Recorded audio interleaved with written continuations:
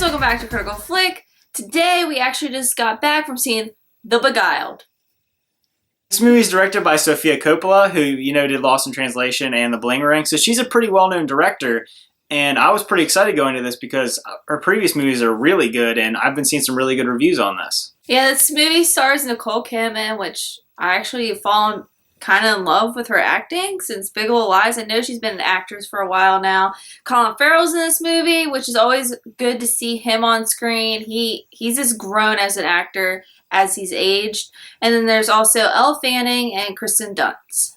So basically the plot of this movie, it's pretty simple, is Colin Farrell's character is found in the woods by one of the small children that goes to this seminary that's being run by Nicole Kidman's character, and the teacher at the seminary is Kirsten Dunst, and there's also a few other younger women that are there being taught by Nicole Kidman and Kirsten Dunst. And Colin Farrell, as you see in the trailer, is a Union soldier, and this takes place during the Civil War in the South, actually supposedly near Richmond in Virginia. When we live in Richmond, I can tell you certainly that this is not anywhere near Richmond. No. It's filmed in Louisiana. It's very picturesque, but it's not Virginia. Yeah, none of the trees that I've seen look like that. So back to the plot now. So this movie, as you saw from the trailers, he gets brought in by these people, and they're taking care of him, and there's, a tone shift in it, as you can imagine, and yeah, things happen. The performances in this movie are very good. Nicole Kidman is like the matriarch in the whole family dynamic of the seminary. And Colin Farrell is also really good. He's kind of plays like a shifty character. I don't know.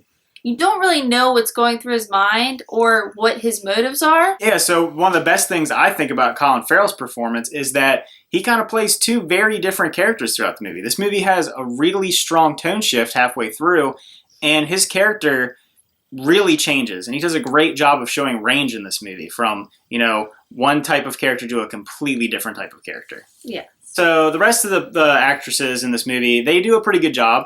I think Kirsten Dunst does a good job while she's on screen. I don't think, honestly, that she did a lot and that she wasn't on it as much as I expected her to be on. It was more, in my opinion, focused more on Nicole Kidman and Colin Farrell. And while she was on it, she was really good, and she played her more timid character very well, but it wasn't anything that was super captivating to me. Also, her, motives were strange at times, and I don't know if that was her acting style or the script, but she does things that are, a little strange, and I didn't get, a reasoning behind it. Yeah, I would say that the same thing because it was a little confusing towards the end, or you could tell she's conflicted, but I don't know why she did what she did at the end. Yeah, she does something that maybe if you saw it, maybe you can help try and clear it up for us. But when we watched it, we were like, what just happened? Why did that happen? But anyway. The cinematography in this film is really beautiful. There's nice wide landscape shots, and it shows, you can see in the distance that the war is brewing and it's getting closer and closer to their house. Yeah, so as she said, the cinematography is fantastic. I would say that one of the coolest things about it is the cinematography in the movie kind of reflects the tone of the whole movie. It's almost in a twilight, early morning, late evening for most of the movie, and the light coming through the willow trees and the whole plantation. Everything about it's very picturesque. There isn't much music in this film, but when there is music, it definitely goes with the tone of the film, and it kind of amps it up a little bit. Yeah, and one of the things, it's kind of a strange little thing to find interesting about the movie, but the background sounds in the movie felt very authentic, and it really made you feel that you were there in the South, in the summer, and you could hear the bugs and the crickets and everything. And living down here, I can tell you that it's exactly what it sounds like, and I thought that was a cool little thing. They did a really good job of adding background sound to the movie. So another thing that I really liked about it is, like she said, you can hear the war going on around them, and I think that did a good job of kind of making them feel isolated. You hear in the distance cannons, and it creates this kind of unnerving feeling throughout the movie, and you kind of feel like they're almost on an island at this plantation, and it separates them from the outside world, in my opinion. Yeah, I would agree with that, and you can also tell by them feeling isolated that when they interact with Colin Farrell's character, all the women act differently because they've never interacted with a male person. Yeah, they definitely do a good job of showing how women during that time would be during a war when all the men are gone and they suddenly have this strange man in their home. And those interactions were the best thing about the movie. The big downfall for this movie, in my opinion, while the acting was fantastic, the direction was fantastic, the cinematography was breathtaking, the pacing was not great for me in this movie. I felt like it dragged and it dragged and it dragged. And I know with these kind of movies, it's common to be like that, but it didn't captivate me enough to really... I just felt bored a lot of the times in the movie. I didn't have a problem with the pacing. I expected it to play out a certain way, so I just was looking at the acting, and I kind of knew, because Beguiled's already been a motion picture before, there's a book, so I kind of knew like what was going to happen towards the end, so I knew there was going to be a climax and an ending, but... I mean, it's one of those movies you should go see and, experience, but it's not a movie I'd probably rewatch again. But, I don't know. I liked the acting. I thought it was good. I would almost compare it for you as how It Comes at Night was for me. I think it was really well done, but I can totally see how someone would think the pacing on that movie was really slow. And this movie had, in my opinion, very slow pacing. So I'd give this movie 6.5. Again, like I said, it's not really rewatchable for me, but I'm glad I went and saw it. The director shot the movie beautifully. I like Nicole Kidman's character, Colin Farrell, and yeah, I mean, I think it's just one of those movies you have to watch now because there's not a lot of them made like that anymore. So I would probably give this movie a 7 out of 10. While I did find the pacing pretty slow, I did think that the direction was fantastic. I think Sofia Coppola has another hit on her hands. I mean, I don't think it's going to be a box office hit, but it's definitely an awards darling type movie.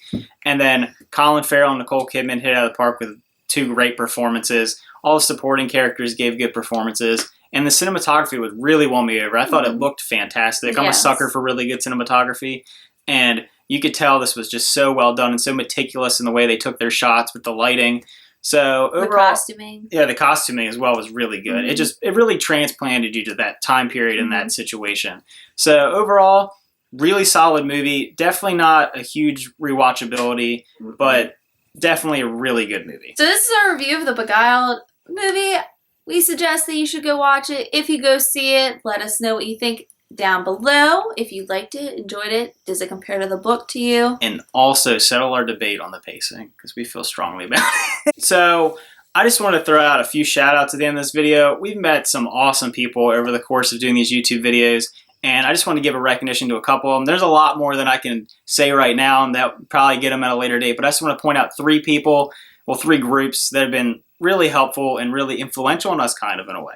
The first person I'd like to point out is somebody who always comments on our videos, always gives positive feedback, and that's our friend Cody.